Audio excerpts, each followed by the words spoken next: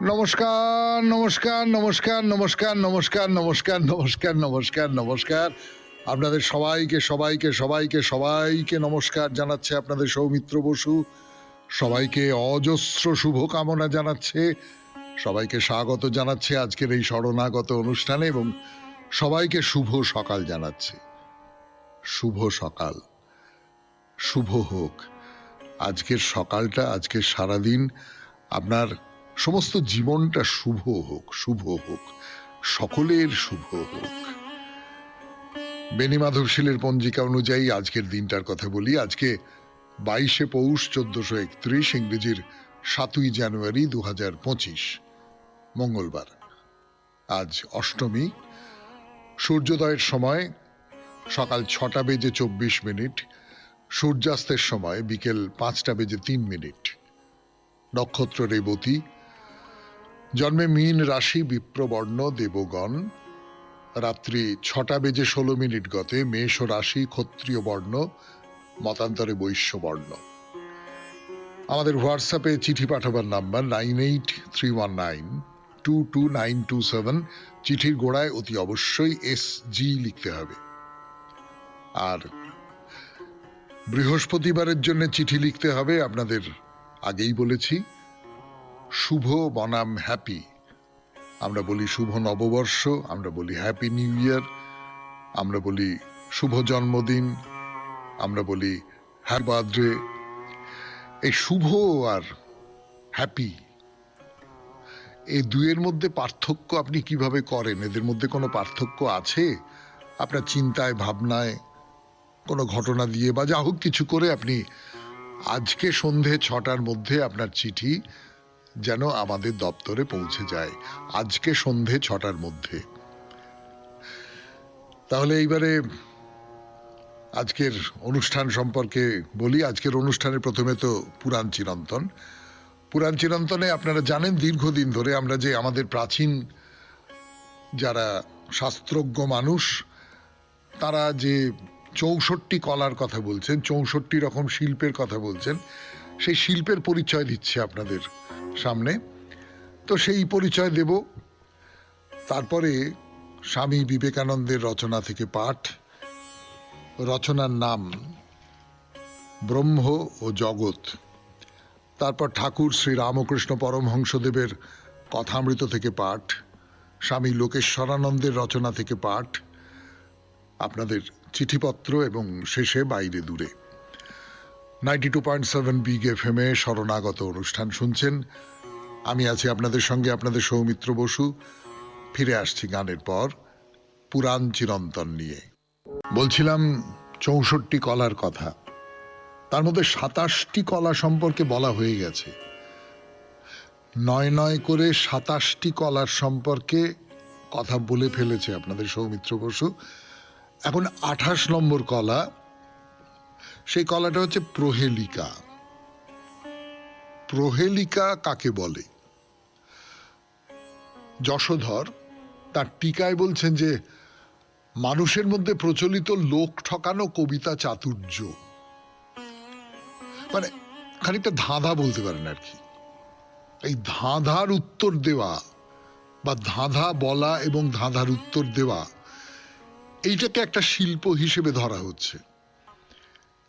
খুব একটা অগ্রাহ্য করতে পারবেন না, কিন্তু যারা সত্যি সত্যি ধাঁধা বানাতে পারেন, অসাধারণ বুদ্ধি হয় তাদের, এবং সেই বুদ্ধির একটা প্রকাশ ঘটে। তারা কিভাবে ব্যাপারটাকে সাজালেন, কিভাবে কি করলেন না করলেন, এই সমস্ত নিয়ে তারা বানান। এবং যারা ধাঁধার উত্তর দেন, খুব চেনা ধাঁধা, চালু ধাঁধা, তার কথা বলছি না, নতুন নতুন যে সমস্ত ধাঁধা বানানো হয়, তো তাদের কিন্তু অসম্ভব উদ্ভাবনী ক্ষমতা আছে। এবং সেই উদ্ভাবনী ক্ষমতা যদি থাকে, তাই নিয়েই তো একটা শিল্প তৈরি হয়ে ওঠে। তো একজন একটা ধাঁধা বললো, আরেকজন তার উত্তর দেওয়ার চেষ্টা করলো, পারলো না। এটা 2-3 জনের প্রতিযোগিতার খেলাও হতে পারে। আবার সাধারণ বিনোদনের জন্য খেলা হিসেবেই প্রহেলিকা যাকে বলছি, সেই প্রহেলিকার ব্যবহার হয়। তাই প্রহেলিকার সংজ্ঞাটা কি? ভাগবত পুরাণের টিকাকার বংশীধর তিনি বলছেন, কবিতার মধ্যে বক্ত বক্তব্য মূল অর্থ গোপন করে অন্য যে কোনো একটা অর্থ প্রকাশ করে তোলার পর মনে হয় শ্লোকের বাহ্য অর্থের মধ্যে কোথায় যেন একটা অসঙ্গতি আছে, কিন্তু সেই অসঙ্গতি দূর করবার জন্য শব্দের অন্য অপ্রচলিত অর্থ যুক্ত করলেই একটা যোগ্য সমাধান তৈরি হয়। তাহলে এই ইংরেজিতে যাকে রিডল ভার্স বলে, পাজল ভার্স বলে, এইরকম আর কি, এগুলোকে কেউ কেউ সমস্যা পূরণ শ্লোক বলেছেন, প্রশ্নোত্তর শ্লোক বলেছেন। এরকম অনেক প্রহেলিকা আছে। আমাদের ধাঁধার যেমন প্রচুর ধাঁধা আছে, প্রচুর ধাঁধার নানান রকম সংকলন আছে। সেই সমস্ত সংকলন, যেমন ধরুন আমি আপনাদের একটা ধাঁধার কথাই যখন উঠলো, ধাঁধা তো আমাদের একটা খুব প্রিয় ব্যাপার। একটা ধাঁধা বলি আপনাদের, না না না না ভুল করলাম, একটা প্রহেলিকা বলি আপনাদের। হ্যাঁ, প্রহেলিকাটা তো সংস্কৃতে লেখা, সেটা বলি, পড়ে শোনাই। বনে জাতা বনে তক্তা বনে তিষ্ঠতি নিত্যশঃ পণ্যস্ত্রী ন তু সা বেশ্যা ইয়ো জানাতি স পণ্ডিতা। মানেটা কি হলো? মানেটা হলো বনে জন্মেছে, আবার বনেই তাকে ত্যাগ করা হয়েছে, অথচ বনেই থাকে। একে পণ্যস্ত্রী বলা যায়, অথচ এ বেশ্যা নয়। এ কথা যে বুঝবে সে পণ্ডিত। ভাবুন, ভাবতে থাকুন। বনে জন্মেছে, বনেই তাকে ত্যাগ করা হয়েছে, অথচ বনে থাকে। তাকে পণ্যস্ত্রী বলা যায়, কিন্তু সে বেশ্যা নয়। কি হবে? গান শুনতে শুনতে ভাবুন, গান শোনা শেষ হলে আবার যখন আপনাদের সৌমিত্র বসু আপনাদের সামনে ফিরে আসবে, তখন সে এই ধাঁধার উত্তর দেবে। 92.7 বিগ এফএম এ শুনছেন শরণাগত। গানের পর ফিরে এলাম 92.7 বিগ এফএম এ শরণাগত অনুষ্ঠানে। ধাঁধার উত্তরটা বার করতে পেরেছেন না পারেননি? আমি আরেকবার ধাঁধাটা বলি, তারপরে উত্তরটা বলছি। বনে জন্মেছে, আবার বনেই তাকে ত্যাগ করা হয়েছে, অথচ বনেই থাকে। একে পণ্যস্ত্রী বলা যায়, অথচ এ বেশ্যা নয়। এই যে প্রহেলিকা মানে ধাঁধা, এর উত্তরটা কি? উত্তরটা হচ্ছে বন, অর্থাৎ অরণ্যের কাঠ থেকে এর জন্ম, কিন্তু তারপর সে কাঠ ফেলে রাখা হয়েছে জলে, এবং তারপর থেকে সে জলেই থাকে। কেননা বন শব্দের একটা অর্থ হলো জল। এ আবার পণ্যস্ত্রী, অর্থাৎ দ্রব্য কিংবা মূল্য দিয়ে যাকে ভোগ করতে হয়, অথচ এ বেশ্যা নয়। তাহলে ব্যাপারটা কি দাঁড়ালো? ব্যাপারটা হচ্ছে নৌকো। কাঠ দিয়ে তৈরি হয়, কাঠ দিয়ে যখন তৈরি করা হলো তখন জলে রেখে দেওয়া হলো। জল শব্দের আর একটা অর্থ বন, তাকে মূল্য দিয়ে কিনতে হয়, কিন্তু সে বেশ্যা নয়, নৌকো। এইটা হলো একটা প্রহেলিকা বা একটা ধাঁধা। এরকম আরো অনেক প্রহেলিকা আছে, অনেক ধাঁধা আছে। আর একটা বলবো নাকি? বলবো, লোভ হচ্ছে শুনতে। আচ্ছা বেশ।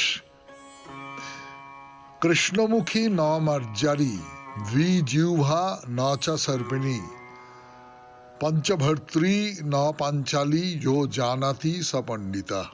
মানে মুখখানা কালো, অথচ কালো বেড়াল নয়। সাপের মতো চেরা দুটো জিভ, অথচ সাপ নয়। পাঁচজন স্বামী, অথচ পাঞ্চালী দ্রৌপদী নয়। যে এর উত্তর জানে সে পণ্ডিত। এটা হলো কলম। কলম, কলমের মুখ কালিতে কালো, কলমের মুখ জিভ চেরা। ডট পেন সম্পর্কে বলা যাবে না, পুরনো আমলের কলম সম্পর্কে বলা যাবে। একখানি লেখনী, কিন্তু পাঁচজনে সেটা ব্যবহার করে। 92.7 বিগ এফএম এ শরণাগত অনুষ্ঠানে শুনলেন পুরাণ চিরন্তন। এরপর গান, গানের পর ফিরে আসছি স্বামী বিবেকানন্দের রচনা থেকে পাঠ। রচনার নাম ব্রহ্ম ও জগৎ। গানের পর এবার স্বামী বিবেকানন্দের রচনা থেকে পাঠ, ব্রহ্ম ও জগৎ, 92.7 বিগ এফএম-এ শরণাগত অনুষ্ঠানে। যাহা হোক, এখন আলোচনা করা যাক। আমরা প্রশ্ন জিজ্ঞাসা করি কেন। একটি প্রস্তর পড়িল, আমরা অমনি প্রশ্ন করিলাম, উহার পতনের কারণ কি? এই প্রশ্নের ন্যায্যতা বা সম্ভাবনীয়তা এই অনুমান বা ধারণার উপর নির্ভর করিতেছে যে কারণ ব্যতীত কিছুই ঘটে না। বিষয়টি সম্বন্ধে আপনাদিগকে খুব স্পষ্ট ধারণা করিতে অনুরোধ করিতেছি, কারণ যখনই আমরা জিজ্ঞাসা করি এই ঘটনা কেন ঘটিল, তখনই আমরা মানিয়া লইতেছি যে সব জিনিসেরই, সব ঘটনারই একটি কেন থাকিবে, অর্থাৎ উহা ঘটিবার পূর্বে আর কিছু উহার পূর্ববর্তী থাকিবে। এই পূর্ববর্তীতা ও পরবর্তীতাকেই নিমিত্ত বা কার্যকারণ ভাব বলে। আর যাহা কিছু আমরা দেখি, শুনি বা অনুভব করি, সংক্ষেপে জগতের সবকিছুই একবার কারণ আবার কার্যরূপে অনুভূত হইতেছে। একটি জিনিস তার পরবর্তীটির কারণ, উহাই আবার তাহার পূর্ববর্তী কোনো কিছুর কার্য। ইহাকেই কার্যকারণের নিয়ম বলে। ইহাই আমাদের স্থির বিশ্বাস। আমাদের বিশ্বাস জগতের প্রত্যেক পরমাণুই অন্যান্য সকল বস্তুর সহিতা যাহাই হোক না কেন কোনো না কোনো সম্বন্ধে জড়িত রহিয়াছে। আমাদের এই ধারণা কিরূপে আসিল, এই লইয়া অনেক বাদানুবাদ হইয়া গিয়াছে। ইউরোপে অনেক সজ্ঞা সম্পন্ন দার্শনিক আছেন, তাহাদের বিশ্বাস ইহা মানব জাতির স্বভাবগত ধারণা। আবার অনেকের ধারণা ইহা ভুয়ো দর্শনলব্ধ। কিন্তু এই প্রশ্নের এখনো মীমাংসা হয় নাই। বেদান্ত ইহার কি মীমাংসা করেন তাহা আমরা পরে দেখিব। অতএব আমাদের প্রথম বুঝা উচিত কেন এই প্রশ্নটি এই ধারণার উপর নির্ভর করিতেছে যে উহার পূর্ববর্তী কিছু আছে এবং উহার পরে আরো কিছু ঘটিবে। এই প্রশ্নে আরেকটি বিশ্বাস অন্তর্নিহিত রহিয়াছে, জগতের কোনো পদার্থই স্বতন্ত্র নয়, সকল পদার্থের উপর উহার বাহিরের কোনো পদার্থ কার্য করে। জগতের সকল বস্তুই এইরূপ পরস্পর সাপেক্ষ, একটি অপরটির অধীন, কেহই স্বতন্ত্র নহে। যখন আমরা বলি ব্রহ্মের কারণ কি, তখন আমরা এই ভুল করি যে ব্রহ্মকে জগতের সামিল কোনো বস্তুর ন্যায় মনে করিয়া বসি। এই প্রশ্ন করিতে গেলেই আমাদিগকে অনুমান করিতে হইবে সেই ব্রহ্ম অন্য কিছুর অধীন, সেই নিরপেক্ষ ব্রহ্মসত্তাও অন্য কিছুর দ্বারা বদ্ধ। অর্থাৎ ব্রহ্ম বা নিরপেক্ষ সত্তা শব্দটিকে আমরা জগতের ন্যায় মনে করিতেছি। পূর্বোক্ত রেখার উপরে তো আর দেশ কাল নিমিত্ত নাই, কারণ উহা একমেব দ্বিতীয়ম, মনের অতীত, যাহা কেবল নিজের অস্তিত্বে নিজে প্রকাশিত, যাহা একমাত্র একমেব দ্বিতীয়ম, তাহার কোনো কারণ থাকিতে পারে না।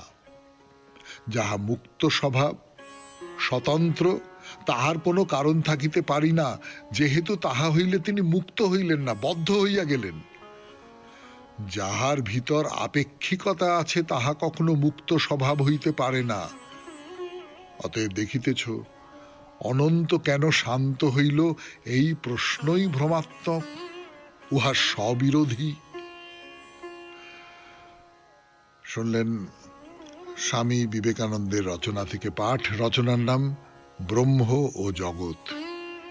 এখন একটু গান শুনবো, গানের পর ফিরে আসছি 92.7 বিগ এফএম-এ শরণাগত অনুষ্ঠানে কথামৃত থেকে পাঠ। গানের পর ফিরে এলাম 92.7 বিগ এফএম-এ শরণাগত অনুষ্ঠান শুনছেন। আমি আছি আপনাদের সঙ্গে, আপনাদের সৌমিত্র বসু। ঠাকুর শ্রী রামকৃষ্ণ পরমহংসদেবের কথামৃত থেকে পাঠ করে শোনাবো আপনাদের। ঠাকুর শ্রী রামকৃষ্ণ পরমহংসদেব সুরেন্দ্রর বাড়িতে এসেছেন। এসে দোতলার বৈঠকখানায় বসে আছেন। তো সুরেন্দ্রর মেজ ভাই, তিনি জজ, সদরওয়ালা, তিনি উপস্থিত আছেন। আরো অনেক সব ভক্ত আছেন, যেরকম ঠাকুর থাকলে তার চারপাশে অনেক ভক্ত জমা হতেন, তারা তার কথা শুনতে চাইতেন। অনেকে এমনি যে নিয়মিত ভক্ত, যারা নিয়মিত দক্ষিণেশ্বরে যাতায়াত করে তারা আছেন, তার বাইরেও এমনি কৌতূহলী মানুষজন এসেছেন ঠাকুরকে দর্শন করবার জন্য, যেরকম হয় আর কি, সে আর আলাদা করে কি বলবো। তো ঠাকুর সুরেন্দ্রর দাদাকে বলছেন যে আচ্ছা আপনি জজ, তা বেশ বেশ, এটি জানবেন সবই ঈশ্বরের শক্তি, বড় পদ তিনিই দিয়েছেন তাই হয়েছে। লোকে মনে করে আমরা বড় লোক, ছাদের জল সিংহের মুখওয়ালা নল দিয়ে পড়ে, মনে হয় সিংহটা মুখ দিয়ে জল বার করছে, কিন্তু দেখো কোথাকার জল, কোথায় আকাশে মেঘ হয় সেই জল ছাদে পড়েছে, তারপর গড়িয়ে নলে যাচ্ছে, তারপর সিংহের মুখ দিয়ে বেরোচ্ছে। এই আর একটা অসাধারণ উপমা। সিংহের মুখ দিয়ে জল পড়ছে, মনে হচ্ছে যেন সিংহের মুখ দিয়ে পড়ছে, কিন্তু আসলে তো সিংহের মুখ দিয়ে পড়ছে না, সিংহ তো নিমিত্ত মাত্র, ওইখানে নল করা আছে, সেই নল দিয়ে আকাশের জল ছাদে এসে পড়ছে। তো আমরাও সেরকম যে কাজটা করি, আমি করছি, আমি করে দিলাম, তা তো নয়। আমি তো করছি না, আমি আসলে ওই নলটা, যে নলের মধ্যে দিয়ে এই কাজটা হবে, যে নলের মধ্যে দিয়ে জলটা পড়বে, বা যে নলের মধ্যে দিয়ে ভালো মন্দ যা কিছু বলুন না কেন সেই কাজটা হবে, আমি হচ্ছি ওই সিংহের মুখটুকু। কিন্তু একটা সত্যি একটা বাচ্চা ছেলে, তাকে যদি বলা যায়, আমরা জানি বলে আমরা বলছি, কিন্তু একটা বাচ্চা ছেলে তার তো মনে হবে ওই দেখো সিংহের মুখ দিয়ে জল পড়ছে, তাই না? তো ওই যে ভদ্রলোক সুরেন্দ্রর মেজ ভাই জজ, তিনি বলছেন যে আচ্ছা একটা কথা আপনাকে জিজ্ঞেস করি, এই যে ব্রাহ্ম সমাজে বলে স্ত্রী স্বাধীনতা, ব্রাহ্ম সমাজে বলে জাতিভেদ উঠিয়ে দাও, এসব নিয়ে আপনার কি মনে হয়? এটা একটা খুব গুরুত্বপূর্ণ ব্যাপার। এখনো পর্যন্ত আমি যতদূর মনে করতে পারছি কথামৃতে এই প্রসঙ্গটা নিয়ে কোনো কথাবার্তা হয়নি, যে স্ত্রী স্বাধীনতা এই ব্যাপারটাকে ঠাকুর কিভাবে দেখেন, বা জাতিভেদ তুলে দেওয়া এই ব্যাপারটাকে ঠাকুর কিভাবে দেখেন। ঠাকুর কি বলছেন? বলছেন ঈশ্বরের উপর নূতন অনুরাগ হলে ওই রকম হয়। ঝড় এলে ধুলো ওড়ে, কোনটা আমরা, কোনটা তেঁতুল গাছ, কোনটা আম গাছ বোঝা যায় না, ঝড় থেমে গেলে তখন বোঝা যায়।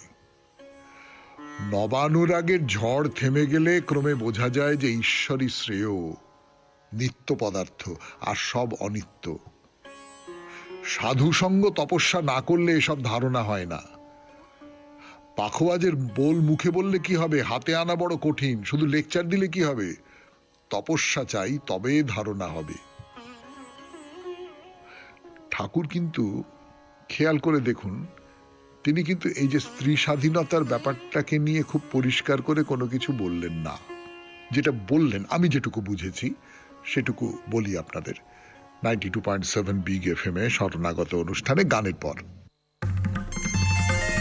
পর ফিরে এলাম। 92.7 বিগ এফএম এ শরণাগত অনুষ্ঠান শুনছেন, আমি আছি আপনাদের সঙ্গে, আপনাদের সৌমিত্র বসু, শোনাচ্ছি কথা অমৃত থেকে।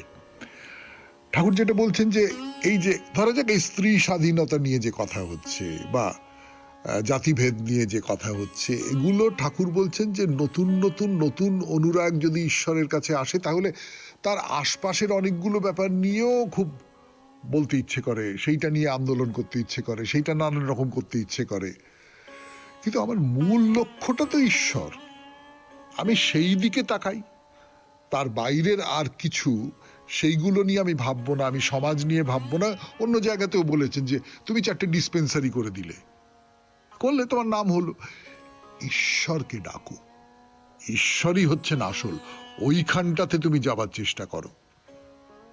তো আমার নিজের একটা কথা মনে হয় এই যে স্ত্রী স্বাধীনতার প্রসঙ্গে, সেটা হচ্ছে যে ঠাকুর শ্রী রামকৃষ্ণ পরমহংসদেব, তার সহধর্মিণী হচ্ছেন সারদা দেবী।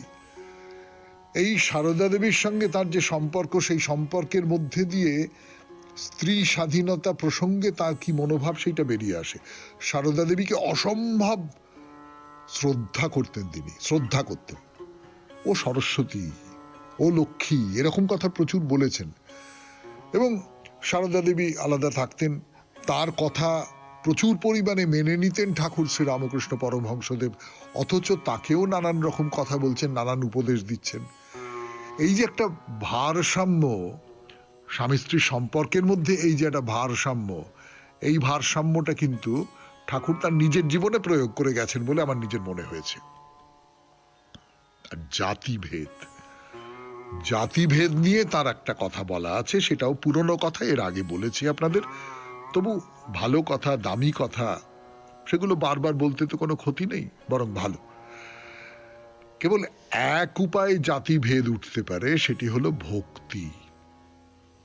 ভক্তের জাতি নাই, অস্পৃশ্য জাত শুদ্ধ হয়। চণ্ডালের ভক্তি হলে আর চণ্ডাল থাকে না। চৈতন্যদেব আচণ্ডালে কোল দিয়েছিলেন। তাহলে ভক্তি হচ্ছে সেই প্রবাহ, সেই ঝড়, যা একেবারে সমস্ত রকমের যে মানুষের তৈরি যা কিছু ভেদাভেদ সেইগুলোকে অতিক্রম করে যায়। মানুষের বাইরের যে পরিচয়, সেই পরিচয়কে মুছে ফেলে সে মানুষের ভেতরের যে আকুতি, সেই আকুতিটাকে গ্রহণ করে। সেই আকুতিটাই হলো ভক্তি। বলছেন ব্রহ্মজ্ঞানীরা হরিনাম করে, খুব ভালো। ব্যাকুল হয়ে ডাকলে তার কৃপা হবে, ঈশ্বর লাভ হবে। ব্যাকুল হয়ে তাকে ডাকো, হরিনাম করো।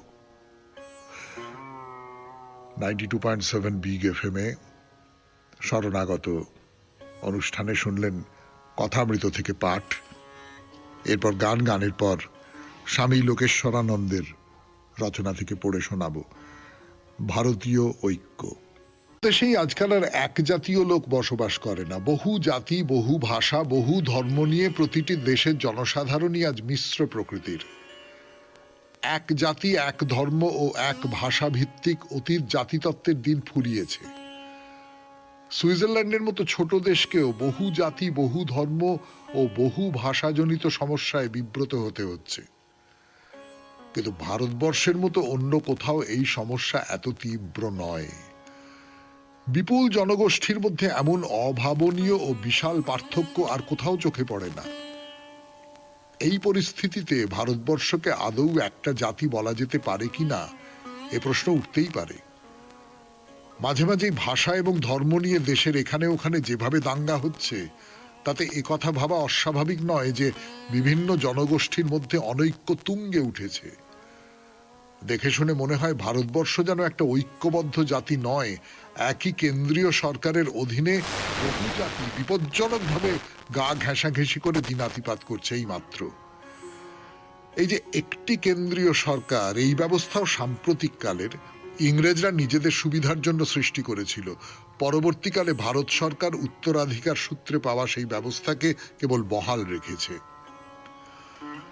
এসব কথা যেমন সত্য, তেমনি এটাও একটা ঘটনা যে বিপুল বৈচিত্র্য সত্ত্বেও ভারতবর্ষের মানুষ শত শত বছর শান্তি ও সম্প্রীতির মধ্যে বসবাস করেছে। সেই শান্তির উৎস ছিল পরস্পরের প্রতি বিশ্বাস এবং শুভেচ্ছা। বর্তমান যুগের সরকার হয়তো পুলিশি ব্যবস্থা এবং সৈন্যবাহিনীর সাহায্য নিয়ে শান্তি বজায় রাখতে পারেন, কিন্তু অতীতের সেই স্বাভাবিক শান্তি ও এখনকার চাপানো শান্তির মধ্যে অনেক প্রভেদ। সে যুগে এমন সব বিশাল জনসম্প্রদায় ছিল যারা ইচ্ছা করলেই সংখ্যালঘু সম্প্রদায়গুলিকে চূর্ণ বিচূর্ণ করে দিতে পারত, কিন্তু তা না করে তারা ভ্রাতৃসুলভ আচরণ করেছে, তাদের স্বতন্ত্র পরিচয় বজায় রাখতে সাহায্য করেছে, তাদের বিকশিত হবার স্বাধীনতা অক্ষুণ্ণ রেখেছে। বাঁচো এবং বাঁচতে দাও, এই ছিল তাদের ব্যবহারিক জীবনের নীতি, এবং এই নীতি তারা ক্ষুদ্র, দুর্বল ও অনগ্রসর সকল গোষ্ঠীর ক্ষেত্রেই প্রয়োগ করেছে। এই কারণেই ভারতবর্ষে দেখা যায় যারা সব দিক দিয়ে খুবই উন্নত, এরকম মানুষেরাও পাশাপাশি এমন সব মানুষকে নিয়ে বাস করছেন যারা খুব পিছিয়ে আছেন। ভারতের বৈশিষ্ট্য হলো চিরকাল সে বহিরাগত জাতি ও উপজাতিদের দুবাহু প্রসারিত করে স্বাগত জানিয়েছে এবং সসম্মানে যাতে তারা প্রত্যেকেই এদেশে থাকতে পারেন তার ব্যবস্থাও করে দিয়েছে। তার মানে এই নয় যে তাদের সঙ্গে কখনো সংঘাত হয়নি, হয়েছে, তবে তাকে ব্যতিক্রম বলেই গণ্য করা যায়। ভারতবর্ষের এই সহিষ্ণুতাকে আপনি কিভাবে ব্যাখ্যা করবেন? এর ব্যাখ্যা রয়েছে ভারতের সনাতন জীবনাদর্শের মধ্যে, যে জীবনাদর্শ বলে মানুষ সর্বত্রই একরকম, মানুষ মানুষ। সে লম্বা অথবা বেঁটে হতে পারে, তার গায়ের রং উজ্জ্বল অথবা মলিন হতে পারে, ভিন্ন ভাষায় সে কথা বলতে পারে, তার খাদ্য রুচিও আলাদা হতে পারে, তবু সে মানুষ ছাড়া আর কিছু নয়। মানুষে মানুষে যে পার্থক্য তা বাহ্যিক, কিন্তু সেই আপাত বৈচিত্র্যের তলায় নিহিত এক মূলগত ঐক্য যা সকলকে এক সূত্রে বেঁধে রেখেছে। বৈচিত্র্যের মধ্যে ঐক্য, ভারতবর্ষ চিরকাল এই নীতিতেই বিশ্বাস করে এসেছে। বৈচিত্র্যের কদর সে জানে, কারণ বৈচিত্র্যহীন জীবন একঘেয়ে। বৈচিত্র্য মানুষের শক্তি ও বহুমুখিতার অভিব্যক্তি। সেই জন্যই ভারতবর্ষ চিন্তার স্বাধীনতা ও বাক স্বাধীনতায় বিশ্বাসী। সেই কারণেই ভারতীয় দর্শনে যেমন অদ্বৈতবাদ স্থান পেয়েছে, তেমনি দ্বৈতবাদ ও বহু দেবদেবীতে বিশ্বাসও স্থান করে নিয়েছে। প্রশ্ন হতে পারে, এর মধ্যে ঐক্য কোথায়? ঐক্য এই চেতনায় যে এক সত্তাই বহু হয়েছেন এবং এই চেতনা থেকে জাত ভ্রাতৃত্ব বোধে।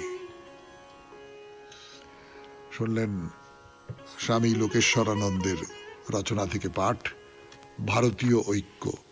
এরপর ফিরে এলাম 92.7 বিগ এফএম এ শরণাগত অনুষ্ঠান। আমি আছি আপনাদের সৌমিত্র বসু।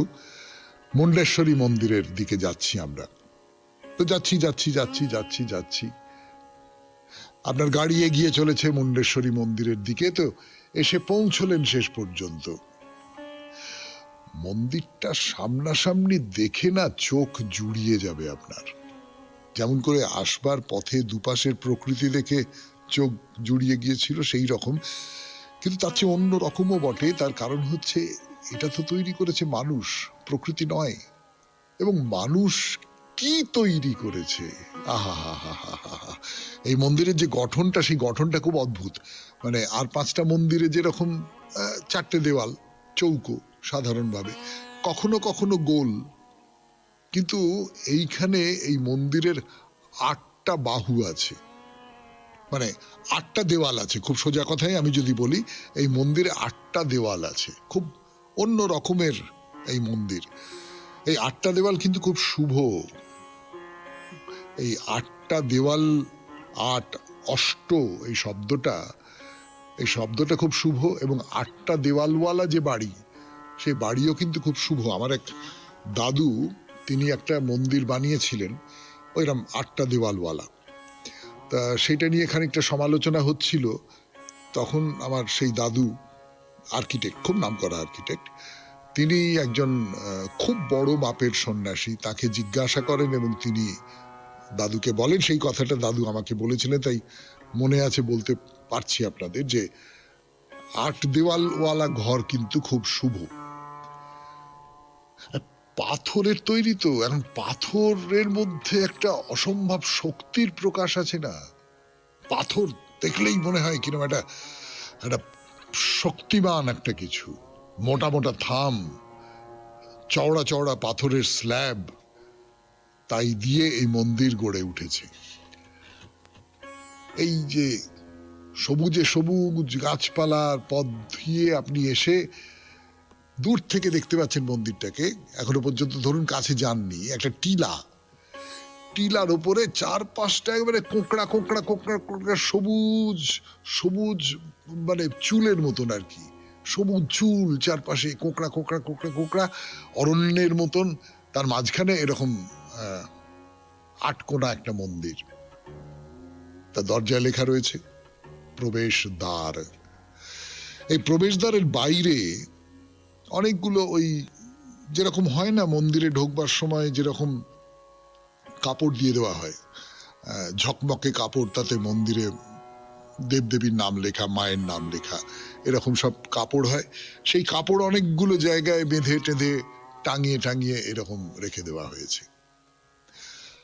শুনছেন বাইরে দূরে 92.7 বিগ এফএম এ শরণাগত অনুষ্ঠানে। আমি আছি আপনাদের সঙ্গে, আপনাদের সৌমিত্র বসু। শোনাচ্ছি মুন্ডেশ্বরী মন্দিরের কথা। আবার গানের পর 92.7 বিগ এফএম এ শরণাগত অনুষ্ঠান শুনছেন মুন্ডেশ্বরী মন্দিরের কথা। বলছি আমি আপনাদের সৌমিত্র বসু। একটা ব্যাপারে একটু খারাপ লাগবে আপনার হয়তো। এই যে মন্দিরের স্মৃতি, এটাকে তো বহন করে নিয়ে যাবার ইচ্ছে হবে, আমাদের সকলেরই ইচ্ছে হবে। এবং মন্দির তো যাকে কেন্দ্র করে গড়ে উঠেছে, সেই দেবী, দেবী মুন্ডেশ্বরী। কিন্তু মুশকিলটা হচ্ছে যে গর্ভগৃহের ভেতরে ছবি তোলা নিষেধ। অনেক মন্দিরেই এই ব্যবস্থাটা আছে, গর্ভগৃহের ভেতরে ছবি তোলা যায় না। তার কারণ ছবি তোলার মধ্যে কোথাও একটা হয়তো একটা চাপল্য আছে বলে মনে করেন মন্দির কর্তৃপক্ষ। সবসময় যে এই চাপল্যটা আছে এমন কোনো কথা নেই, কিন্তু মন্দির কর্তৃপক্ষ মনে করেন, তার ফলে। তো এটা ভারতের সবচেয়ে প্রাচীন মন্দির বলে কথিত, সম্ভবত ভারতের সবচেয়ে প্রাচীন মন্দির, এবং এমনই একটা প্রাচীন মন্দির যে সেটা এখনো পর্যন্ত ভগ্নস্তূপ হয়ে যায়নি।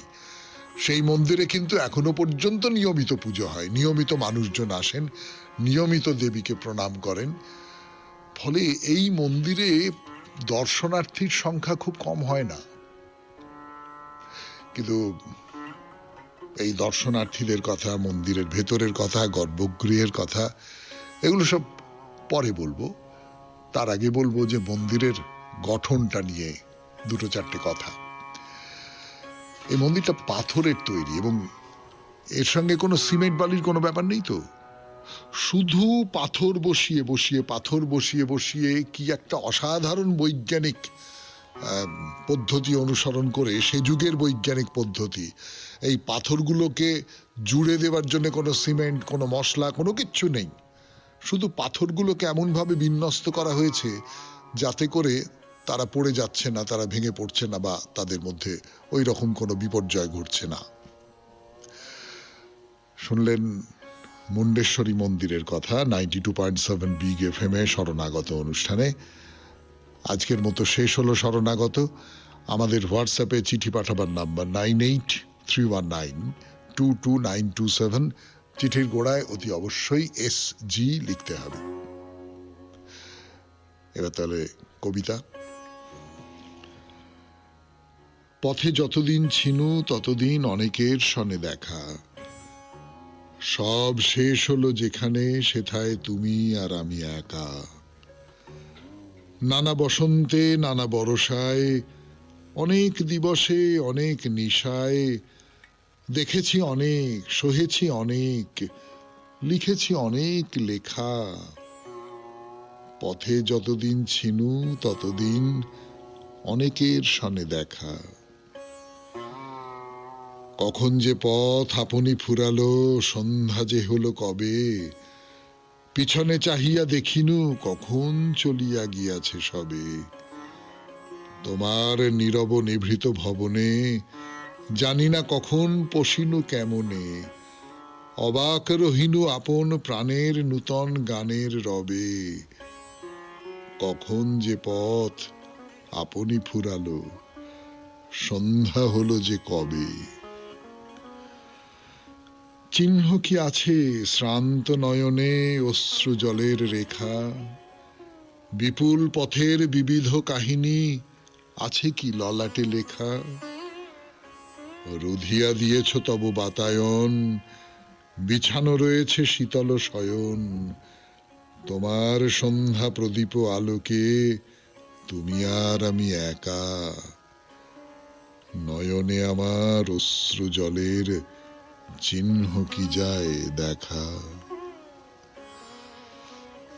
খুব ভালো থাকবেন, আনন্দে থাকবেন। নমস্কার। নমস্কার, নমস্কার, নমস্কার, নমস্কার, নমস্কার, নমস্কার, নমস্কার, নমস্কার, নমস্কার। আপনাদের সবাইকে সবাইকে সবাইকে সবাইকে নমস্কার জানাচ্ছে আপনাদের সৌমিত্র বসু।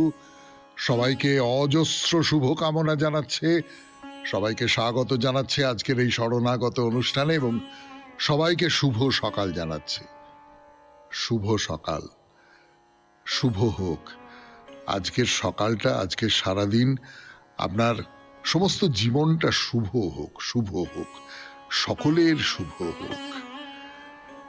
বেনি মাধবশীলের পঞ্জিকা অনুযায়ী আজকের দিনটার কথা বলি। আজকে 22শে পৌষ 1431, ইংরেজির 7ই জানুয়ারি 2025, মঙ্গলবার। আজ অষ্টমী। সূর্যোদয়ের সময় সকাল 6টা বেজে 24 মিনিট। সূর্যাস্তের সময় বিকেল 5:03। নক্ষত্র রেবতী। জন্মে মীন রাশি, বিপ্রবর্ণ, দেবগণ। রাত্রি 6:16 গতে মেষ রাশি, ক্ষত্রিয় বর্ণ, মতান্তরে বৈশ্য বর্ণ। আমাদের হোয়াটসঅ্যাপে চিঠি পাঠাবার নাম্বার 9831922927। চিঠির গোড়ায় অতি অবশ্যই SG লিখতে হবে। আর বৃহস্পতিবারের জন্য চিঠি লিখতে হবে, আপনাদের আগেই বলেছি, শুভ বনাম হ্যাপি।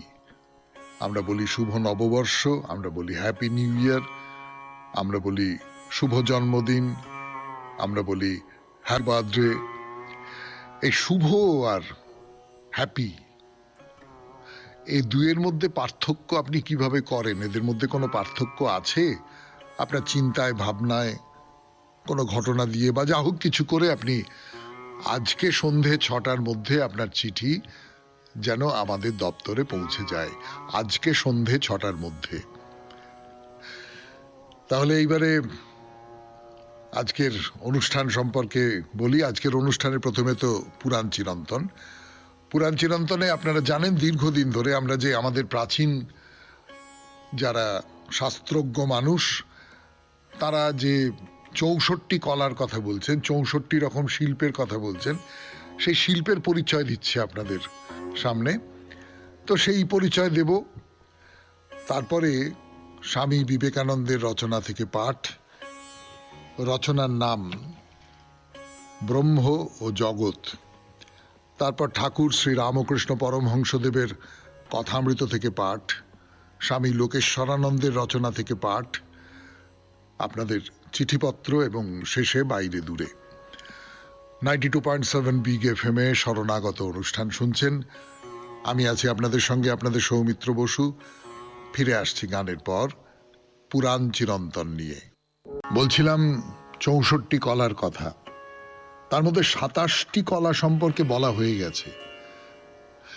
9 করে 27টি কলার সম্পর্কে কথা বলে ফেলেছে আপনাদের সৌমিত্র বসু। এখন 28 নম্বর কলা। সেই কলাটা হচ্ছে প্রহেলিকা। প্রহেলিকা কাকে বলে? যশোধর তার টিকায় বলছেন যে মানুষের মধ্যে প্রচলিত লোক ঠকানো কবিতা চাতুর্য, মানে খানিকটা ধাঁধা বলতে পারেন আর কি।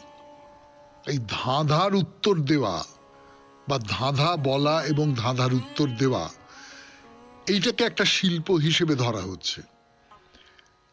খুব একটা অগ্রাহ্য করতে পারবেন না, কিন্তু যারা সত্যি সত্যি ধাঁধা বানাতে পারেন, অসাধারণ বুদ্ধি হয় তাদের, এবং সেই বুদ্ধির একটা প্রকাশ ঘটে তারা কিভাবে ব্যাপারটাকে সাজালেন, কিভাবে কি করলেন না করলেন, এই সমস্ত নিয়ে তারা বানান। এবং যারা ধাঁধার উত্তর দেন, খুব চেনা ধাঁধা, চালু ধাঁধা তার কথা বলছি না, নতুন নতুন যে সমস্ত ধাঁধা বানানো হয়, তো তাদের কিন্তু অসম্ভব উদ্ভাবনী ক্ষমতা আছে। এবং সেই উদ্ভাবনী ক্ষমতা যদি থাকে, তাই নিয়েই তো একটা শিল্প তৈরি হয়ে ওঠে।